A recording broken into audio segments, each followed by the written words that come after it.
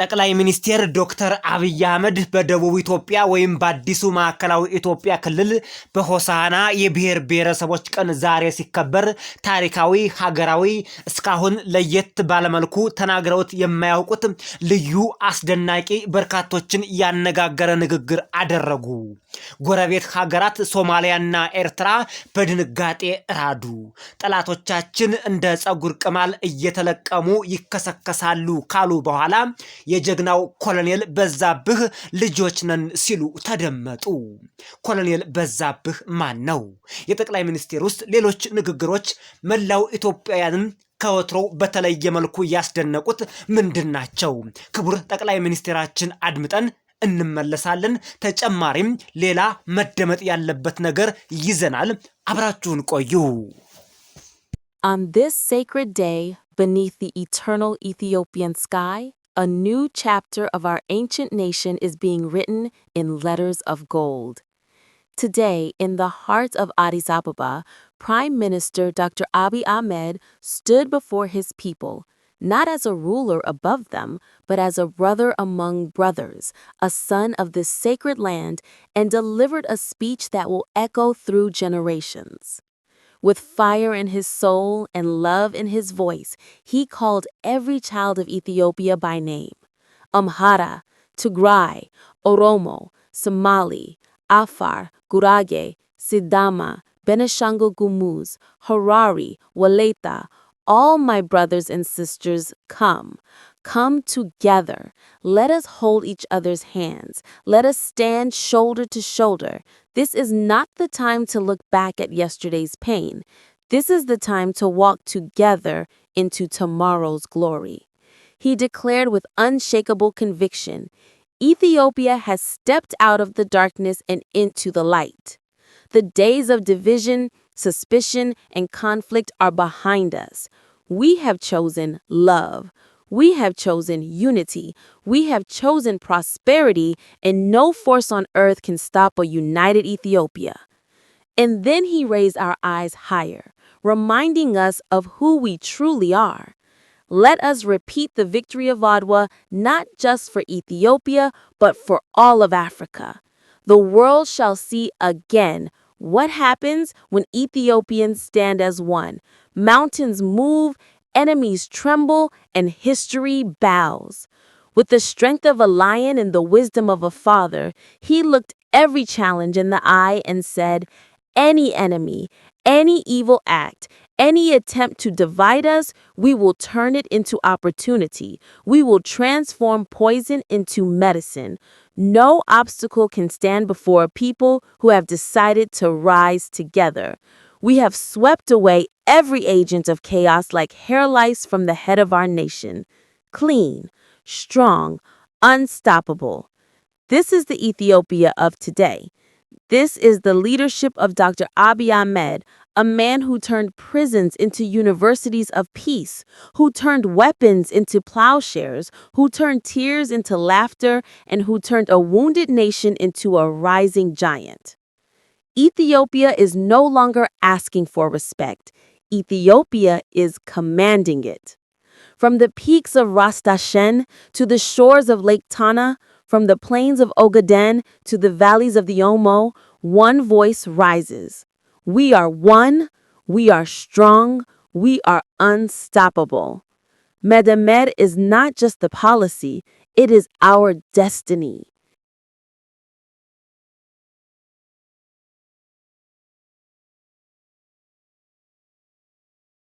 ከሁሉ በላይ በጀግንነቱ በሀገር ወዳድነቱ በትጋቱ በአቃፊነቱ የሚታወቀው የሃዲያ ሕዝብ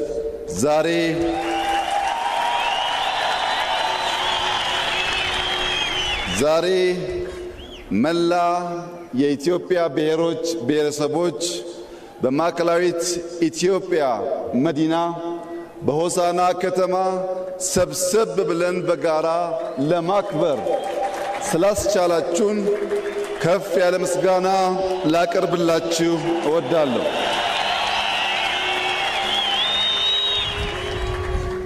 ሃዲያ በወታደራዊ መስክ ጀግናውን ኮሎኔል በዛብህ ለኢትዮጵያ ያበረከተ ሕዝብ ነው። ጀግናው ኮሎኔል በዛብህ የጀመረውን ጀግናው የሀዲያ ወጣት ያሳካዋል።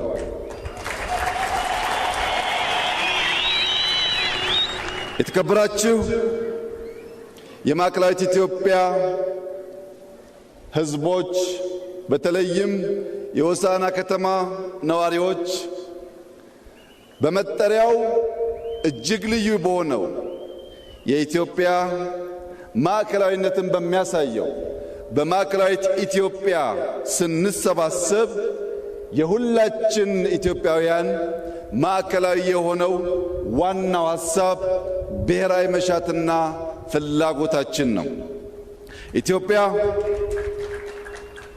ኢትዮጵያ በህብር ቀለም የሚሳል በህብር ባህል የሚኖር በህብር ቋንቋ የሚነገር በህብር ደም የተሰራ በህብር ላብ የሚገነባ በህብር ጥበብ የሚሻገር ኢትዮጵያዊነት እና ኢትዮጵያ የነበሩ የሚኖሩ የሚጾኑ የማይናወጡ መሆናቸውን ዛሬ ዳግም በኩራት ለጀግናው የሀዲያ ሕዝብና ለመላው የኢትዮጵያ ሕዝብ መግለጽ እወዳለሁ።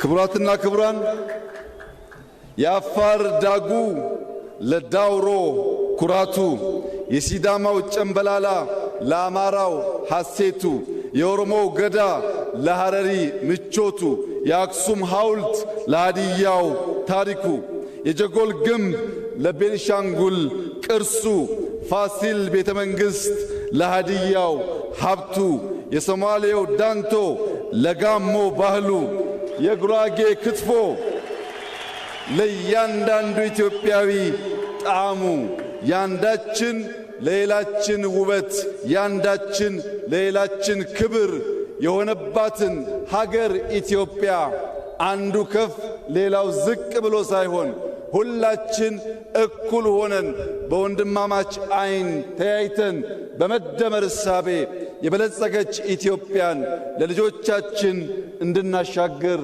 አደራ ልላችሁ እወዳለሁ።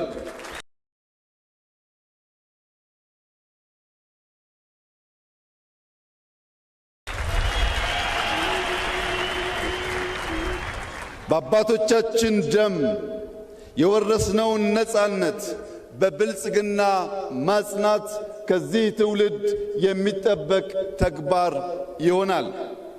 ዛሬ ከተሞቻችን እያሸበረቁ ገጠር መንደሮቻችን ለመሻገር ደፋ ቀና እያሉ ታሪካዊ ቅርሶቻችን አቧራቸውን አራግፈው የኢትዮጵያ ብቻ ሳይሆን የአፍሪካም ኩራት መሆናቸውን በገሃድ በሚያሳዩበት በዚህ ጊዜ መሬት ክረምት ከበጋ በማረስ የምግብ ጥገኝነትን ለመላቀቅ መላው ኢትዮጵያ በተለይም አርሶ አደሮቻችን እየተጉ ባሉበት በዚህ ጊዜ የማዕድን ሀብታችን እየተገለጠ የቱሪዝም ሀብቶቻችን እያበቡ ቴክኖሎጂን የመጠቀም አቅማችን እየሰፋና ልምምዱ እያደገ ኢትዮጵያ በሁሉም መመዘኛ ከጨለማ ወደ ንጋት እየተሸጋገረች ባለችበት በዚህ ታሪካዊ ጊዜ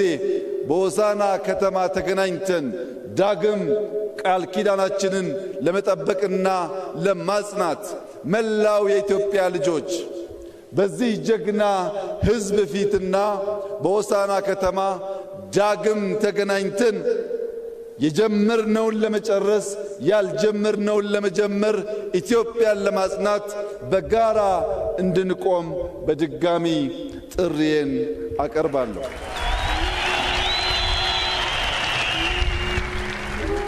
የተከበራችሁ የሀዲያ ዜጎች፣ ወጣቶች፣ ሴቶች፣ ብልጽግናን ማሳካት ፈታኝ ሂደት ነው። የወረስነውን ነጻነት ብቻ ሳይሆን የተሸከምነውን የትውልድ አደራ ማሰብ ይኖርብናል። ባለፈው ሆሳና ስመጣ ከነበረው የልማት ጅማሮ ላቅ ያሉ ስራዎች በዚህኛው ዙር ማየት ችያለሁ። ነገር ግን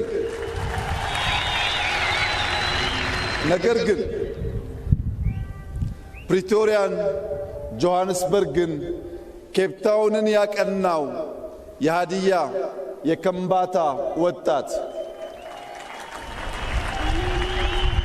አዲስ አበባን፣ ጅማን፣ ድሬዳዋን ያለመለመው ጉራጌ፣ ስልጤ፣ ከምባታ፣ ማረቆ በዚህ ክልል የሚገኙ ሁሉም ብሔሮችና ብሔረሰቦች ብልጽግናን ማጽናት ይቻለን ዘንድ ተክተን መስራት ይኖርብናል። የኢትዮጵያን ችግሯን ብቻ ሳይሆን አቅሟን ማየት አለብን። አይካድም፣ በርከት ያሉ ችግሮች ያሉባት ሀገር ናት ኢትዮጵያ። እንደዚሁም ገና በእጅጉ ልንጠቀምበት የሚገባ በርካታ አቅሞች ያላት ሀገር ናት ኢትዮጵያ። ጄኔሬሽን ይህ ትውልድ ችግሯን ብቻ ሳይሆን አቅሟን ፈልፍሎ የማየትና የማውጣት ብቃት እንዳለው ከጅምር ስራዎቻችን የሚታይ ስለሆነ ችግሯን ብቻ ሳይሆን አቅሟን ከኢትዮጵያ መቀበል ብቻ ሳይሆን ለኢትዮጵያ መስጠት። ብዙ እጆች በትብብር ካልሰሩ እህል ዳቦ መሆን ስለማይችል በትብብር መንፈስ በብዙ ትጋትና ልፋት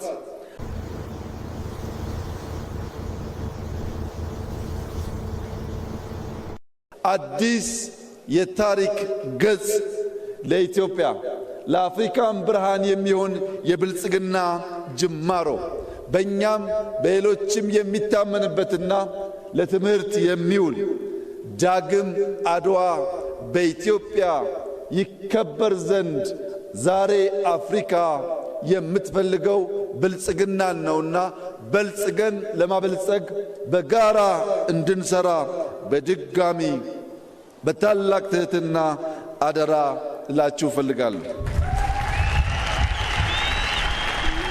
የኢትዮጵያ ብልጽግና የኢትዮጵያ ሙሉነት የሚጓደለው ኢትዮጵያውያን በህብረት በትጋት መስራት ካልቻሉ ብቻ ነው።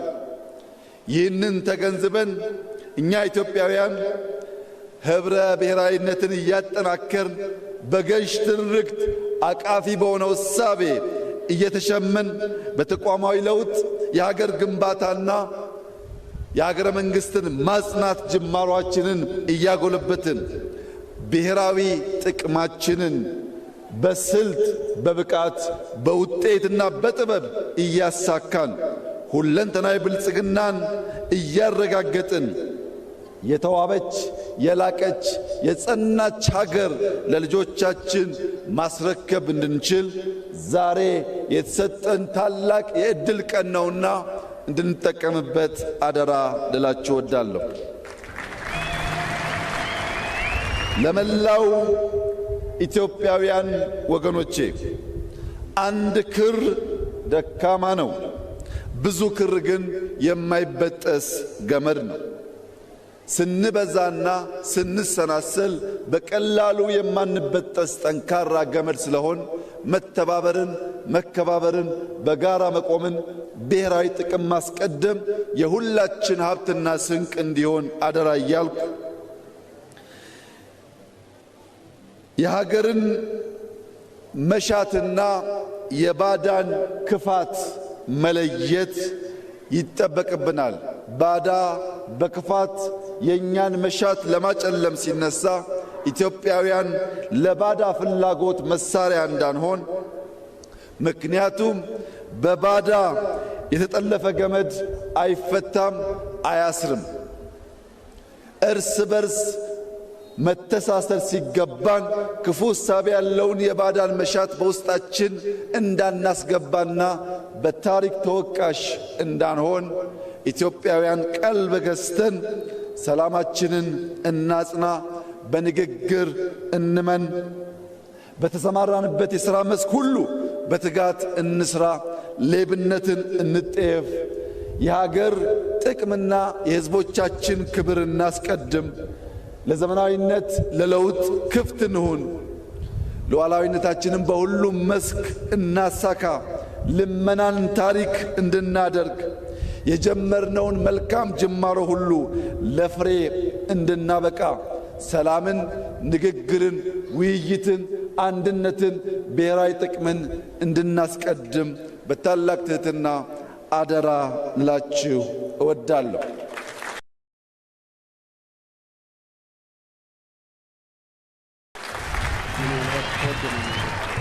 ኢትዮጵያ በብዙ ተስፋ የተሞላች ሀገር ናት። ኢትዮጵያ አስደናቂ ጅማሮችና ውጤት እያሳየች እየተመነደገች እያንሰራራች ያለች ሀገር ናት። ይህ መልካም ጅማሮ በፈጣሪያችን የሚደገፍ ቢሆንም በሰይጣን ትጋት ቀን ከሌት ለማደናቀፍ ሙከራዎች ይደረጋሉ። ለመላው የኢትዮጵያ ሕዝብ ዳግም ከሆሳና ምድር ላረጋግጥ የምፈልገው ማንኛውም ፈተና፣ ማንኛውም ትንኮሳ፣ ማንኛውም የክፉ ሐሳብ ኢትዮጵያን ከብልጽግና ማቆም አይችልም።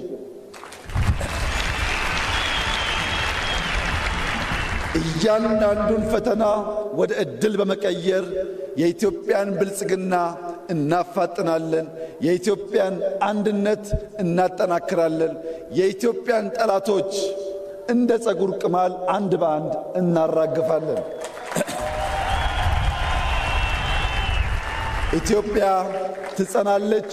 ኢትዮጵያ ትበለጽጋለች። ኢትዮጵያ ለአፍሪካውያን ወንድሞቻችንና እህቶቻችን የብልጽግና ምልክትና ምሳሌ ትሆናለች። በሰላም እንደጀመርን በሰላም እንጨርሳለን። እኛ የኮሎኔል በዛብህ ልጆች አንሸማቀቅም። በጀግንነት የጀመርነውን በጀግንነት እንጨርሳለን። ኢትዮጵያ በልጆቿ ታፍራና ተከብራ ለዘላለም ትኑር። ፈጣሪ ኢትዮጵያና ሕዝቦቿን ይባርክ። እጅግ አድርጌ አመሰግናለሁ። ዛሬ ኢትዮጵያ ልጆቿን ከዳር ዳር ሰብስባ የብሔር ብሔረሰቦችን ቀን በማክበር ኢትዮጵያ በልጆቿ ታፍራና ተከብራ ለመኖር መላው ኢትዮጵያውያንን በሆሳና ሰብስባ በነበረችበት በዚህ ታላቅ ዓመት በዓል ላይ ጠቅላይ ሚኒስትር ዶክተር አብይ አህመድ የአንድን ታላቅ ጀግና ኮሎኔል ስም በመድረኩ ከፍ አድርገው እኛኮ የኮሎኔል በዛብህ ልጆች ነን ሲሉ ተደመጡ። ለመሆኑ ኮሎኔል በዛብህ ማን ናቸው? ኮሎኔል በዛብህ በሃዲያ ዞን ተወልዶ ያደገም የፕሮፌሰር በየነ ጴጥሮስ ወንድም ነው።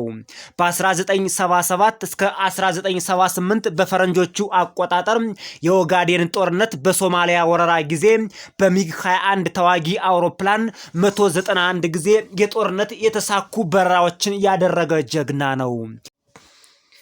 የሶማሌ አየር ኃይል ከራሻ በገዛው F5E ተዋጊ አውሮፕላን ወደ ኢትዮጵያ ድንበር ሰርጎ በመግባት በኢትዮጵያ ላይ ጥቃት ሊፈጽም ሲሞክር ለመጀመሪያ ጊዜ በኢትዮጵያዊ ጀግና አብራሪ ኮሎኔል በዛብህ ተመቶ ወደ 10 ትናንሽ ቁርጥራጮች ተቀይሯል። በዚህ ተግባሩ በ1979 እንደ ፈረንጆቹ አቆጣጠር የኢትዮጵያ ከፍተኛ ወታደራዊ ሜዳሊያ በተለይ የጀግንነት ሜዳሊያ የተሸለመ እንቁ የኢትዮጵያ የቁርጥ ቀን ልጅ ነው ኮሎኔል በዛብህ። በ1984 በፈረንጆቹ አቆጣጠር ኤርትራ በረሃ ላይ በመዝመት በኤርትራ ወታደሮች ላይ የሰማይ ናዳ የሰማይ ቦምብ ያወረደባቸው ጀግናው ኢትዮጵያዊ ኮሎኔል በዛብህ ነበር።